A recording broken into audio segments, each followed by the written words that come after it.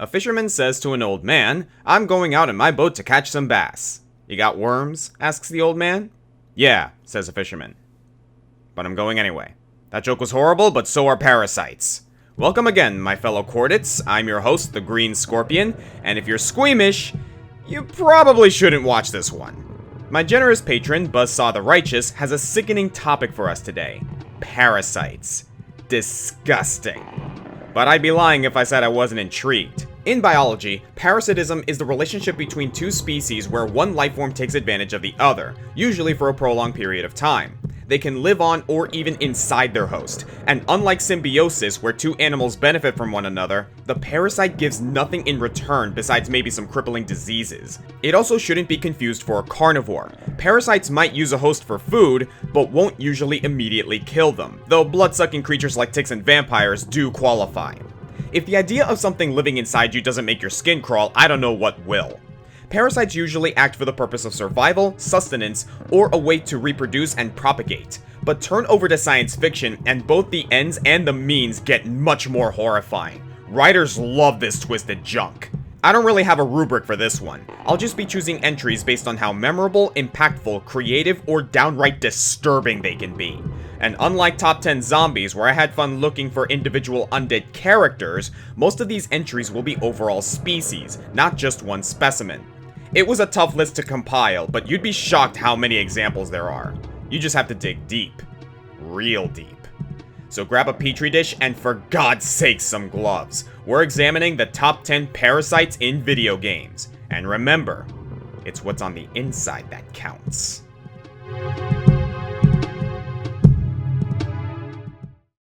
Before we start, let's examine a few squashed bugs. I really wanted to talk about the infection from Hollow Knight, a game I recently fell hopelessly in love with. Unfortunately, while it does take over bodies and connect the bugs to a hive mind, I couldn't find any evidence that the substance itself was alive, so I can't make a case here. Same with the game Prototype. I know there's something called the parasite in it, but from what I can tell, it's what's infecting the enemies of the game and not the awesome venom-like powers that Alex is using. And yeah, it's skirting the line between parasite and virus. So for now, let's go for some vermin that have been around for years. Pikmin. The Pikmin series has been a hub for surprisingly horrid subtext for a while now. You enslave an entire race, the adorable peons are constantly dying, and the pellets harvested from enemies are only there because they've previously eaten a whole bunch of Pikmin seeds, meaning what you're carrying back is, at best, poop, and at worst, the monster's stomach. Pikmin 2 gets particularly bizarre with its myriad of caves, meaning more weird animals and more chances for death. You might even encounter these weirdos, the bulbmin. They look like your standard enemy bulborbs, but have sprouts like Pikmin. And if you can defeat the ringleader, the smaller mites will obey you like any other min. Well, that's strange. Olimar, you have any insight on this?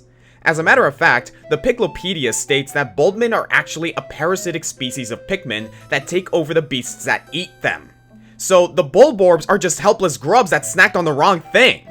I would be disgusted, but they're incredibly useful. Their thick hides protecting them from fire, water, electricity, and poison. Given the glow around them, I like to think of these as the green Pikmin.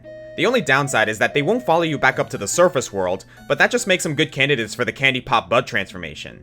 Supposedly they could do this to any host, not just the bulborbs, which I always thought would have made a great feature in the future. How about some very limited greens that you can use to recruit bullbears, wollywogs, maybe snagrets? Well, they didn't even bring back the purples and the whites back for Pikmin 3, so there's no way they were digging these little guys up. Still, it's nice to start off the list with something friendly. Unless you're a bulborb. Poor guys.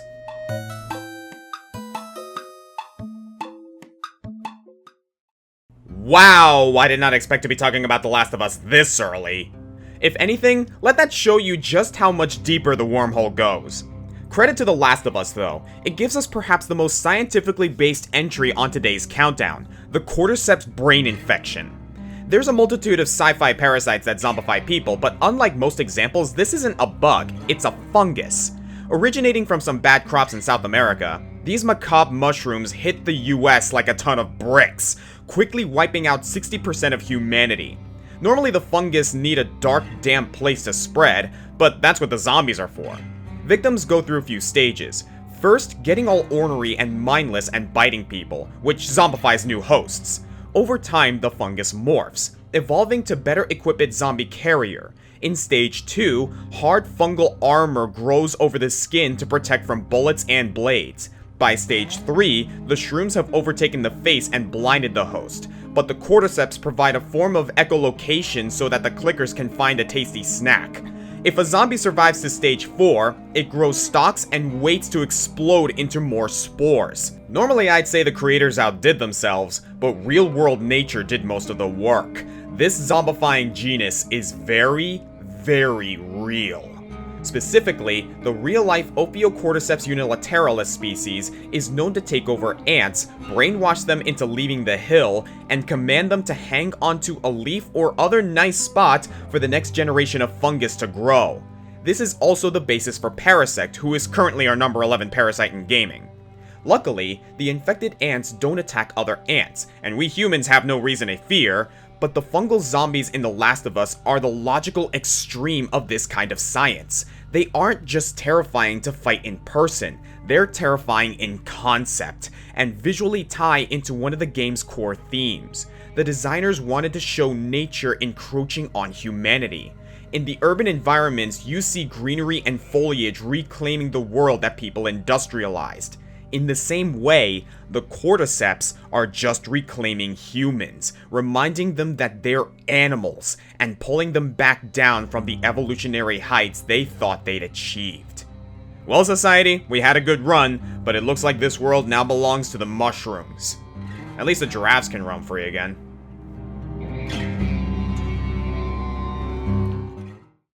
But in the battle of zombie makers, I have to give it up to the headcrabs from Half-Life.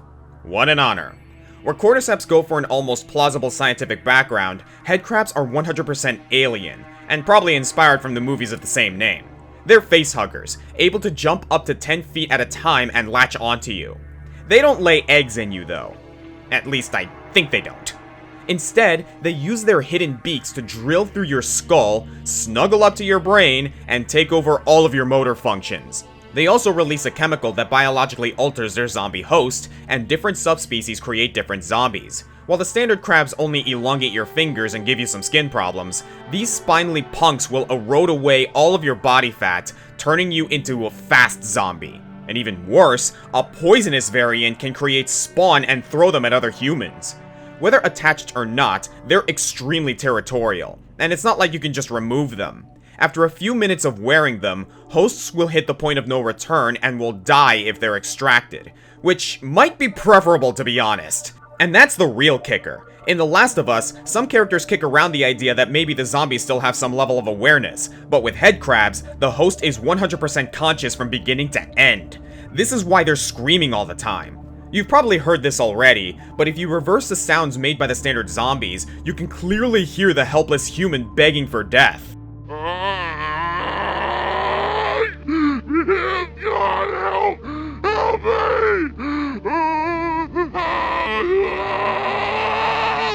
And to think, Dr. Kleiner keeps one of these bastards like a house cat!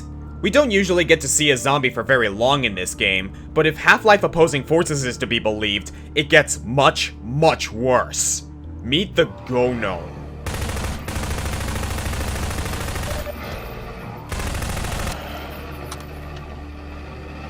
Remind me never to take a vacation in Zen. While dangerous enough in the wild, the Combine has taken to weaponizing these little buggers, loading them into payloads and launching them into cities to take over the populace. And that's why we don't talk about Ravenholm. Except we totally do, because it's like the best chapter ever. It'd suck to have one of these hats on, but they're a trip and a half to kill with your gravity gun. So at least somebody's having fun.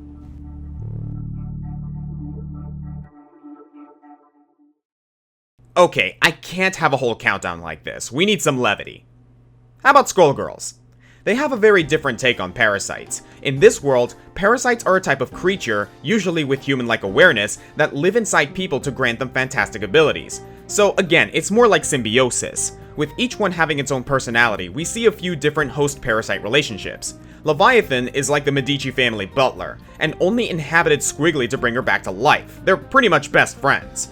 Eliza, on the other hand, has nearly merged personalities with her parasite Sekhmet to the point where she controls it. For the most literal parasite definition though, and for our number 7 spot, we have Samson, the ultimate bad hair day. Samson has come to possess and control the hair of his host, a girl by the name of Philia. The two can be cordial enough, but it's clear from the get-go that Samson's the one calling the shots. Philia doesn't even remember anything about her life pre-Samson. It seems having him affixed on her scalp gave her a case of... what was it again? Oh yeah, amnesia. So already, Samson has an effect on her mental state, but other than that, Samson's just a lot stronger than Philia and can pull her into whatever trouble he deems important. Philia has no real goals aside from regaining her memories and is too nice to seek out a fight, but Samson likes violence, so violence is what they're gonna get. Growing his hair into all kinds of shapes, especially blades and stretching tentacles. Hey, get those hentai remarks out of the comment section, behave yourselves!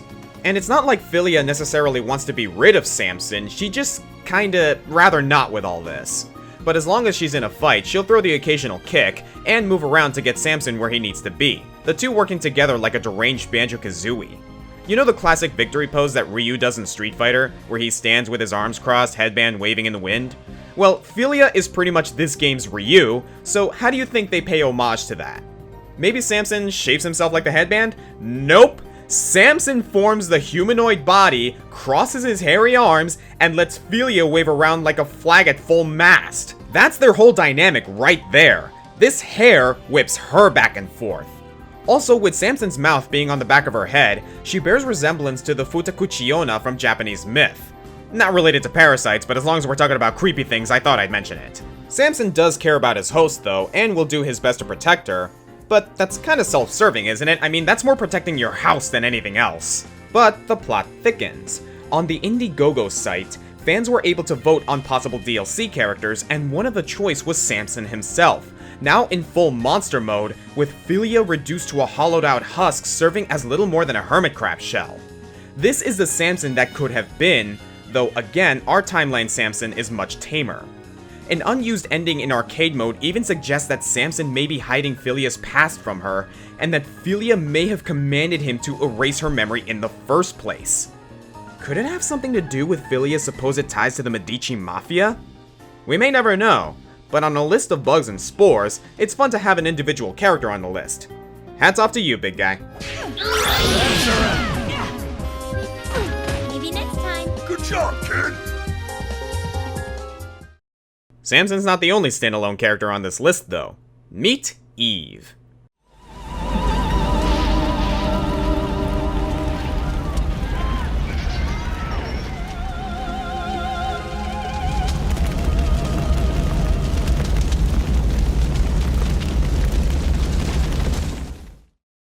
This might require a bit of context. Parasite Eve is a Japanese sci-fi horror novel written by Hideki Sena about a sentient parasitic life form that has taken over the body of a young woman. 3 years later, after finishing Final Fantasy VII, Squaresoft released the identically titled Parasite Eve for the PlayStation 1, an innovative action horror game that works as a non-canon sequel to the novel before spinning off into its own bizarre game trilogy. The parasite is not a bug, not a spore, but actual mitochondria. You know, the powerhouse of the cell? This entity has naturally evolved for eons and gained sentience in the body of Maya Brea, twin sister to the main character Aya Brea. Slowly replicating from cell to cell, the life form known as Eve doesn't yet have the power to fully control Maya, so instead, it influences her into driving into a lethal car crash. Why would Eve do this? Because Eve knows Maya is an organ donor, and through a transplant, Eve is put into the more suitable host of Melissa Pierce. Eve messes with her insides enough to get Melissa to overdose on immunosuppressant drugs, giving Eve the chance to finally take absolute control of the body and wreak major havoc. Now, that may sound a little convoluted, but believe it or not, there is a precedent for this kind of body hopping in nature. So prepare your stomachs for this one. The Schistocephalus solidus, or bird tapeworm, has a 3-body life cycle, laying its eggs in the bellies of birds so that they can poop the eggs into the water. These eggs are eaten by tiny crustaceans called copepods, in which the eggs hatch. The copepods are then eaten by fish, and the tapeworms release chemicals to manipulate the fish into staying still at the water's surface, where they'll be eaten by birds, where the worm lays more eggs, and that brings us back to dough. That's disgustingly educational. Oh yeah, and the fire I mentioned earlier? Well, now that Eve has full autonomy, her cells are kind of like the queen bee to other cells, so she can just cause biological matter in a small radius to just spontaneously combust. She can also manipulate the cells of others to mutate into horrible beasts. The only person immune to this is Aya, who had an eye transplant from her sister, meaning she's also part Eve. But the actual Eve doesn't control her because, I don't know, power of sisterly love? Mitochondria Eve is certainly evil, killing people left and right and giving Melissa a really gaudy outfit. She may hate humanity, but she loves the human navel apparently. But for real though, Eve actually sees what she's doing as simply the next stage of evolution. To her, humanity is the parasite upon this planet, keeping life from fulfilling its true potential. She's not even after ultimate power for herself, she just wants the genetic material necessary so that she can give birth to an even greater life form. To her, incinerating theater patrons is like burning ants with a magnifying glass. Cruel, but do humans really matter in the grand scheme of things? Thanks for evolving thumbs, you dumb ape men, now die!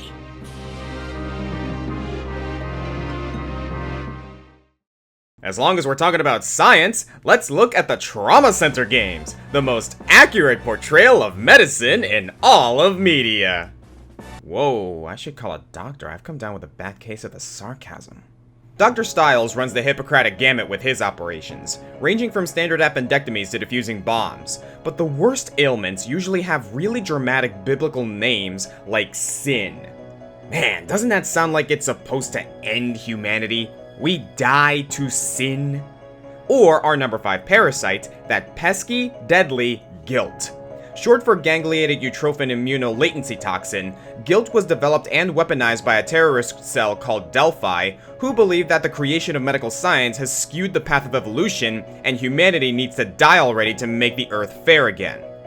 Wow, I get that Eve would have this opinion because she's literally an evolved life form, but screw you guys, get off your high horse!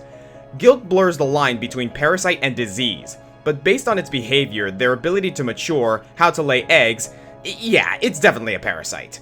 So what's it do? Man, what doesn't it do? There's a strain for every day of the week. Literally, they named them after the Greek days of the week, though I always felt like they should have saved Monday for last. We all know that Mondays are the worst. Effects include internal lacerations, organ failure, tumors, hemorrhaging, and they get really cheeky when you try to extract them, either splitting into smaller gnats, excreting poisonous gas or sticky gel, or webbing up the heart and use the heartbeat to heal themselves. Oh, and they cause cancer! There's even an 8th strain of guilt called Bliss, but so far it's only been found in Delphi's leader, Adam. It's actually the only thing keeping him alive, albeit in suspended animation, so he's completely unaware of the pain he's caused everyone. Turns out, bliss is ignorance. While it operates on a smaller scale than The Last of Us's cordyceps or Parasite Eve, Trauma Center has a way of making every twitch and jitter feel ultra tense. I knew I wanted it at least in the middle of the list since it's the only parasite here that you deal with the way you'd actually fight a parasite. By seeing a doctor. You can't just shoot all of your problems away. But then again, that's pretty much what we're going to be doing for the rest of the countdown. But at least we got some legitimate science here. Now stitch this one up, and let's get moving.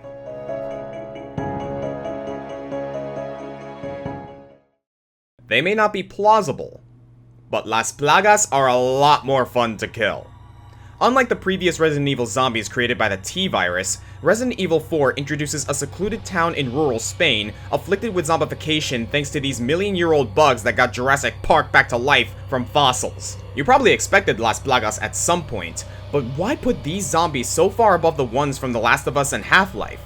I guess it's because their being parasites informs us a lot of how these zombies work. I mean, they're not even really zombies, not in the traditional sense. The Ganados are more like a misinformed, angry mob.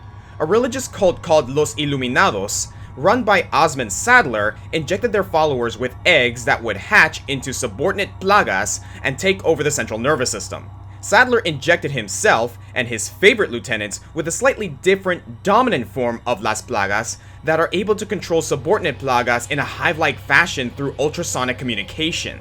At any time, Sadler can wave his hand and make his followers do whatever he wants by commanding the bugs within them. He even injects Leon at one point and renders him incapable of fighting. The catch is, if Sadler's not actively commanding them, he doesn't have control. The Ganados, while full of violent tendencies, are free to go about their business otherwise. But Sadler has also instituted control over them through his religion, teaching them to be wary and skeptical of any outsiders. I think that's a cool angle. They're controlled by parasites, but it's their religious extremism and conformity that really keeps them under Sadler's thumb. That's why Luis Serra is able to escape and remove his parasite, or why the merchant will kindly sell you guns as long as Daddy Sadler's not around. As for the bugs themselves, they're disgusting. They also get real big gestating inside people. Every once in a while you'll kill a Ganado, only for a fully formed superbug to burst out and start attacking. The dominant Plagas can also transform their hosts in a variety of ways, granting them new power, but seeing how it usually rips and mangles their body to do it, I don't think you can just go back to normal after doing that. Just look at Torres Mendez there. That's gonna leave a mark. Our old friend Wesker gets his hands on some samples and develops them into much scarier bugs for Resident Evil 5. Now they can survive in sunlight, they keep better control of their hosts, some of them even fly. Through scientific manipulation, we get all kinds of weird monstrosities, including El Gigante and those freaking regenerators. And eventually, they're combined with the T-virus and some other mojo to create Ouroboros.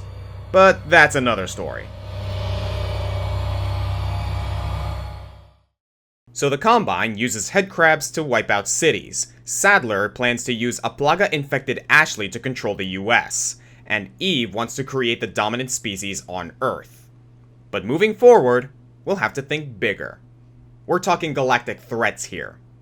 And the greatest threat to the Milky Way was that time it was flooded.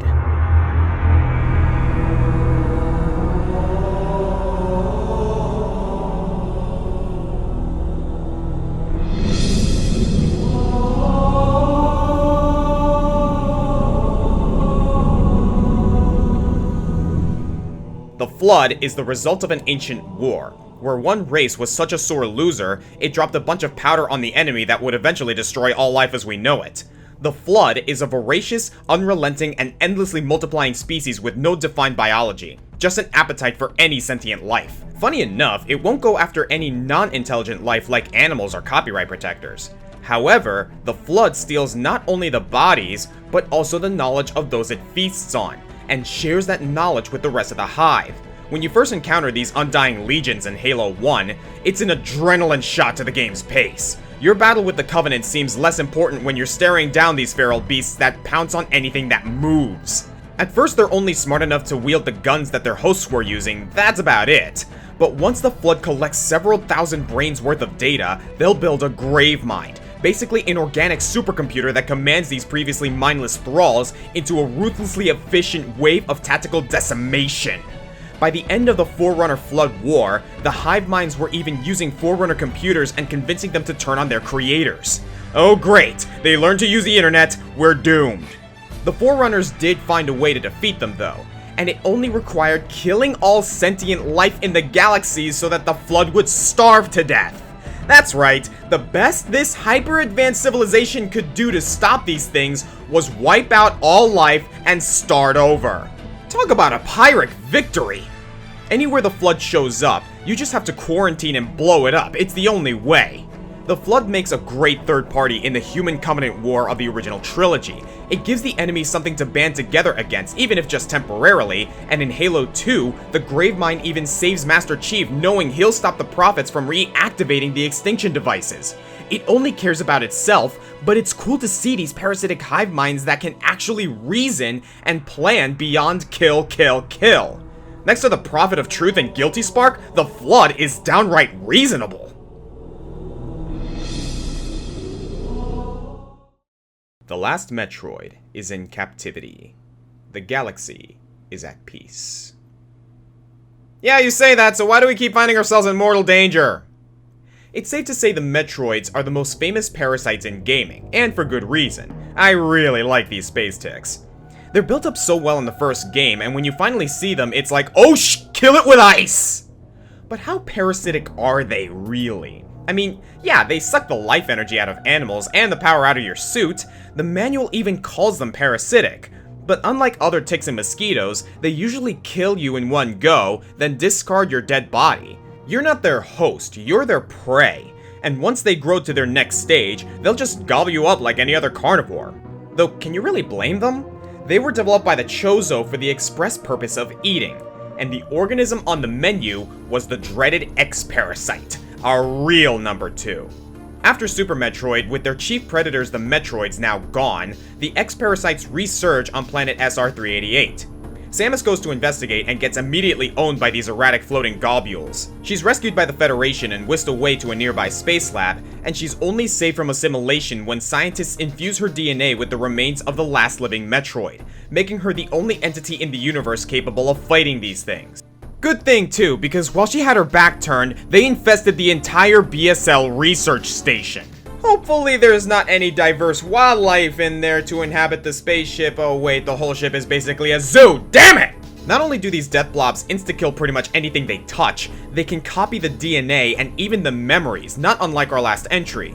They can then either morph their bodies to copy any animal they've encountered, or live inside and control that animal as an extra meat shield, all the while growing smarter and more numerous. They adapt to all the different climate biomes on the station, they find Ridley's corpse and copy it, but nothing compares to the specimen known as the SAX, the one that first attacked Samus and is now playing dress-up in her old Varia suit. Now let me reiterate something here. It doesn't just copy biological matter, it copies technology and weaponry. So it's able to perfectly replicate the armament and the experience of history's greatest Metroid hunter, and now Samus is part Metroid.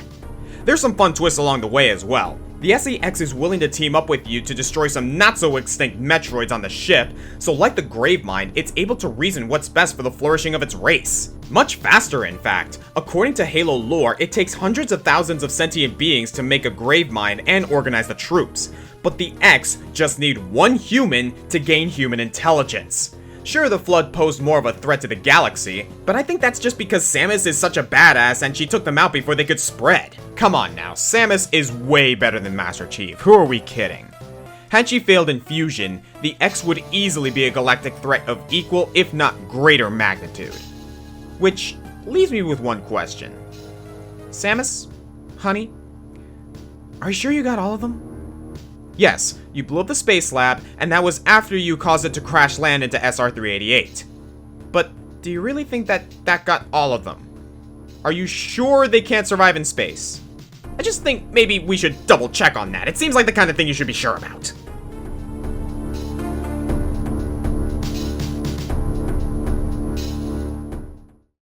"65 million BC. Dinosaurs walk the earth, and humankind's ancestors fight to survive. When out of the blue, an unidentified object falls from the heavens, igniting as it barrels through the planet's atmosphere before smashing into the ground. It isn't an aircraft, nor a stone, but an extraterrestrial parasitic life form that burrows downward. It needs a host, but it will choose neither the budding humans nor the more advanced reptites, but the world itself. One woman, Ayla, witnesses the event, and names the object Big Fire, or in her language, Lavos.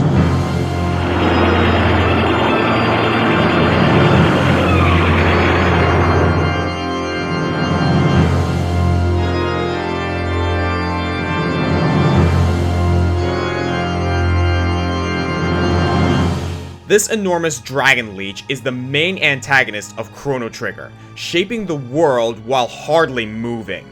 We don't know where it came from, or if it has a real name. Our heroes can scarcely comprehend the existence of one, let alone consider if it had parents. Its one and only goal is to sit at the Earth's core, sucking energy and collecting data from all the world's lifeforms unnoticed, until it's ready to emerge, destroy the planet, and endow its offspring with all it's learned before sending them out to conquer new worlds. It's definitely the taker in this relationship, but who could say how life would have turned out without it? Well, we actually know that thanks to an alternate ending. The Reptites would have won and we'd be living in Reptar Land.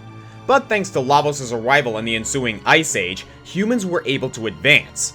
They also learned magic thanks to the Frozen Flame, a piece of Lavos that broke off on impact.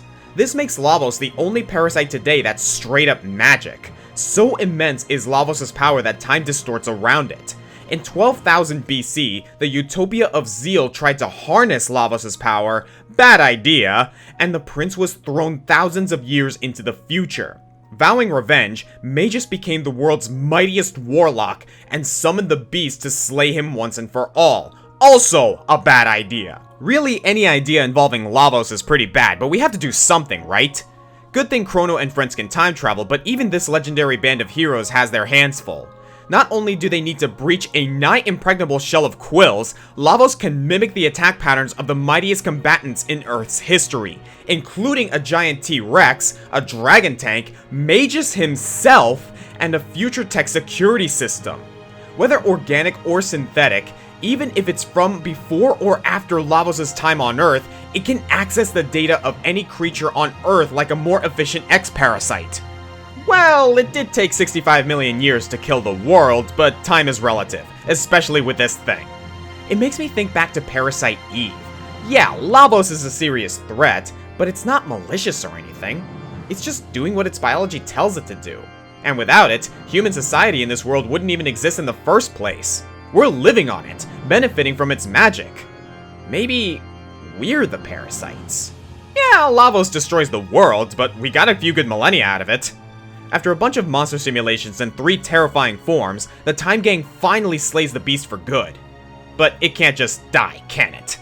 With the DS remake, we see that Lavos wibbly-wobbly timey-wimey sends it back into the darkness beyond time, where it runs into Shala and becomes the Dream Devourer. So it's still eating us, just more metaphysically. And it's back one more time in Chrono Cross, using the Frozen Flame to inconvenience us from outside reality so that it can gain the power to devour all of space-time. Okay, wait a second. Come again? It's going to eat space-time. Sure, it pushes the definition, but you can't tell me that this thing isn't a parasite, and in my opinion, the most powerful and most memorable of all time and beyond. I'm the Green Scorpion, and thank you for enduring this sickening menagerie of bowel dwellers. If you ever feel like your energy is being sapped, or you're just not feeling like yourself, make sure to see a doctor. Or a geologist. A quantum physicist wouldn't hurt either. Stay healthy, and have a happy Halloween.